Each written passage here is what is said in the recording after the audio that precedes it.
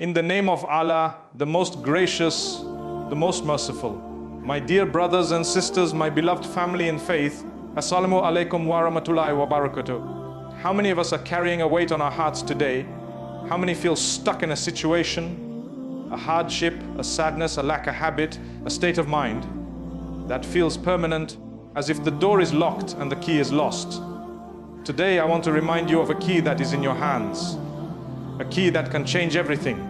It is a a very specific, powerful supplication from the sunnah of our beloved Prophet Muhammad A. It is the for change. I want you to take a moment right now and just feel what's in your heart, not the thoughts racing in your mind, but the quiet, heavy weight, or perhaps the restless flutter deep within your chest. How many of us are carrying a burden today that feels like it's woven into the very fabric of our being? A sadness that has overstayed its welcome, a hardship that has cast a long shadow over your days, a feeling of lack in provision, in peace, in purpose, that whispers you've been forgotten. Maybe it's a habit, a chain you've tried to break so many times that you've started to believe the links are part of your own bones. Or perhaps it's a state of mind, a fog of anxiety, a desert of despair, a relentless inner critic that has made a home in your thoughts and now claims squatters' rights. It feels permanent, doesn't it? We look at the mountain in front of us, the financial debt, the broken relationship, the chronic illness, the loneliness, the struggle with our own selves, and we think, this is my landscape now. This is the air I breathe. We stand before a door, the door to relief, to change to a better state, and we find it shut, locked tight. We fumble in our pockets, we search our memories, and we come up empty. The key is lost. We might even have stopped trying the handle, resigned to the view from this side of the door, convincing ourselves that this cramped, dim space is all there is for us. But what if I told you with absolute certainty that the key is not lost? What if I told you it has been in your possession all along? Not a physical key, of course, but a key of the soul, a key forged in the divine treasury of mercy. It is a key that fits the most complex locks, the locks on our hearts, the locks on our circumstances, the locks on our destinies. That key is It is not just any supplication, not a vague, hopeful whisper into the void. I am speaking of a very specific, profoundly powerful, divinely prescribed that comes to us from the purest source of guidance, from the one whose every word and action was a mercy to the worlds, our beloved Prophet Muhammad, peace and blessings be upon him. This is not a secret incantation or a magical phrase. It is a formula for transformation given to us by the one who knew the Creator best and loved the creation most. Today, I want to remind you of this key. I want us to rediscover it together, to polish off the dust of neglect or the rust of despair, and to remember its true power. This is the for change. Not a change that merely shifts the furniture around in a dark room, but a change that throws open the windows and lets the sunlight flood in. A change that begins in the very core of your being, your core, your heart, and radiates outward, touching every aspect of your life. When you are given the key to change your heart, you are in essence given the key to change your world. For the heart is the commander. If the commander is disoriented, defeated, or dwelling in darkness, how can the troops, your actions, your words, your perceptions, ever march toward victory and light? This is our direct appeal to the commander of commanders, the turner of hearts, the one who holds the master key to every lock in existence. We are not merely reciting words, we are initiating a divine transaction. We are acknowledging our own helplessness while simultaneously reaching out to the source of all power. We are saying, I am stuck, but you are the unsticker. I am bound, but you are the releaser. My heart is heavy, but you are the lightener of burdens. This is the beautiful, empowering paradox of faith. Our strength is found in admitting our weakness to the all-strong. Our path forward begins on our knees, with our hands raised, not in surrender to defeat, but in reception of victory from the only one who can truly grant it. So let us journey together into the meaning of this supplication. Let us understand whom we are calling upon. what we are truly asking for, and how this simple, profound act of turning to Allah can dismantle the walls we think are permanent and pave a new road through the wilderness of our trials.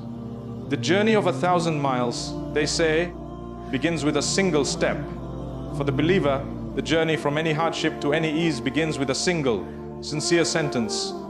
Why Mukalib al-Kuwal, O turner of hearts, let us take that step now. My dear brothers and sisters, consider for a moment the sheer, breathtaking power in the very first word of this call. When we say, why? Oh, we are not sending a message into the ether, hoping it might be heard by some distant impersonal force. We are activating a direct line. We are establishing a connection that transcends space, time, and every earthly limitation. This is the sound of a servant standing before the king, not in a crowded audience hall, but in a private chamber of mercy where the door is always open. And whom are we addressing with this intimate call? We are calling upon Mukalib al-Kulab, the turner, the flipper, the transformer of hearts. Let that name settle in your soul. Let it dismantle the fortress of despair you may have built. Think about the human heart. Is there anything more volatile, more unpredictable, more mysterious in all of creation? In the span of a single hour, it can soar with joy upon hearing good news and then plummet into the depths of grief upon remembering a loss. It can be firm in faith during the serenity of dawn prayer and then waver with doubt by the afternoon under life's pressures. It can be soft as silk in compassion for a stranger and then hard as stone in resentment towards a loved one. We cannot command our own hearts.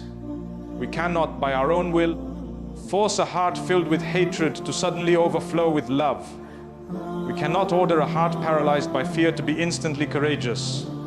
We are not the masters of this terrain. We are its inhabitants, often bewildered by its sudden storms and shifting landscapes. Now realize this, the one we are calling upon in this dua is the master of this terrain. He is the sovereign of this mysterious, powerful organ. He fashioned it and he alone holds its reins. The heart turns, as the prophet said, between two fingers of the most merciful. He turns it as he wills. This is not a cause for fear, but the ultimate source of hope. You are feeling distant from Allah. You are struggling to find that sweetness in worship, that connection in prayer. You are calling upon the one who can bring you near. You are battling a love for something forbidden, a pull that feels stronger than your resolution. You are calling upon the one who can replace that false love with a purer, more satisfying love for him. Your heart is shattered into pieces by grief or betrayal. You are calling upon the one who collected the scattered fragments of the universe into harmonious galaxies. He can surely mend and reassemble your broken heart. This is the foundation of all true change. We so often exhaust ourselves trying to change the external world, our jobs, our relationships, our circumstances, while our internal world, the command center, remains in disarray. We paint the walls of a house that has a crumbling foundation. This dua targets the foundation. It goes straight to the source. When you ask Allah to change your heart, you are asking for the very engine of your life to be recalibrated, tuned and redirected. A heart firmly established on the deen of Allah is a heart with a true compass. No storm can permanently blow it off course, because its direction is set by the divine. From that firmness of heart flows everything else: patience in hardship, gratitude in ease, courage in the face of wrong, and perseverance in doing right. And here is a profound, comforting truth from the Sunnah. Our beloved Prophet Muhammad, the man whose heart was the strongest, the purest, the most connected to Allah, the very heart that was washed by Angel Jibreel and ascended through the heavens to meet the Lord of the worlds. He made this dua frequently. He who had every reason to be confident in the state of his own heart consistently turned to Allah and said, "Why Mukalib al-Kulab, Thabit Kaibal Dia Nik, O turner of hearts, make my heart firm upon your religion." Why? Because he, the ultimate teacher, was teaching us the most critical lesson of reliance. He was showing us that firmness is not a trophy you win once and place on a shelf. It is a state of being that must be constantly renewed, constantly requested from its giver. If the heart of the Prophet, under divine protection, needed this constant supplication for firmness, what does that say about our own hearts? It tells us that our need for this dua is not a sign of weakness. It is a sign of profound wisdom and self-awareness.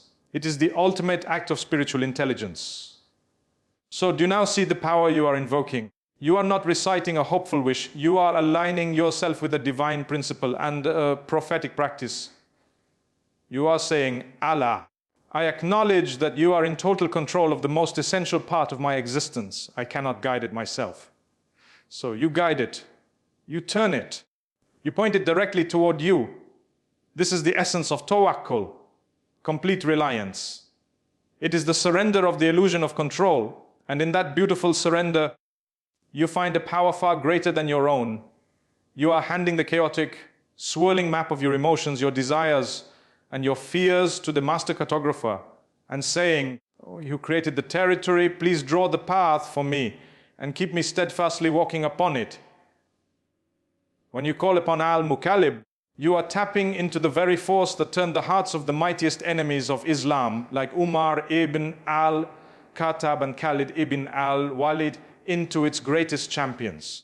The same force that can turn a heart of stone into a heart of flesh can turn your difficulty into ease, your despair into hope, and your test into your greatest testimony.